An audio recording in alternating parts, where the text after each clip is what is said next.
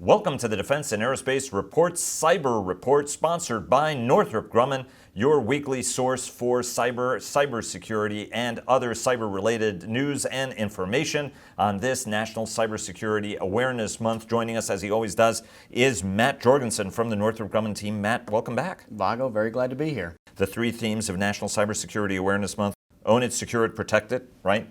And the IT is for IT, for information technology. Talk to us about securing it, right? Because at the end of the day, this is actually where people find the biggest challenge. Talk to us about securing it. You know, as the cyber threat continues to evolve, take for instance something that's been in the news quite a bit recently, ransomware. Ransomware being a specific type of malware that's affecting computers. And we've seen it attack places and hold people's personal information and financial data hostage. Because that's right, because it's not just on a personal level where ransomware is an issue. We've seen that with the city of Baltimore being hacked, the towns in Texas that actually ended up paying quite a bit of ransom at the end of the day. Absolutely. You know, it's a problem that strikes at all levels of society, and in a lot of ways comes back to, in each occasion, personal individual choices and personal individual methods that people use to secure devices, secure accounts and systems.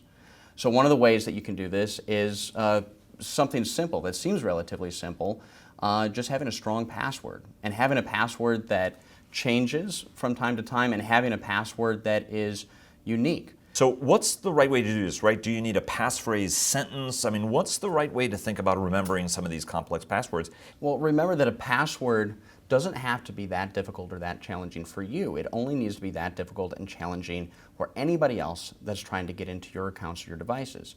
So using a passphrase that's multiple words, even if it's something simple, I like to get up in the morning. Something like that can be challenging for somebody trying to hack into your system, but can be fairly easy for you to remember. Another way of looking at it, you know, with a bank or a financial institution otherwise, is multifactor authentication.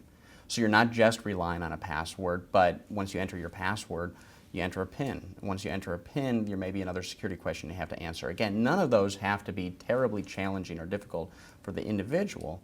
They just need to be difficult or challenging for somebody outside looking in. Matt Jorgensen from the Northrop Grumman team, thanks very much for joining us. And thank you for joining us for this Cyber Report, sponsored by Northrop Grumman.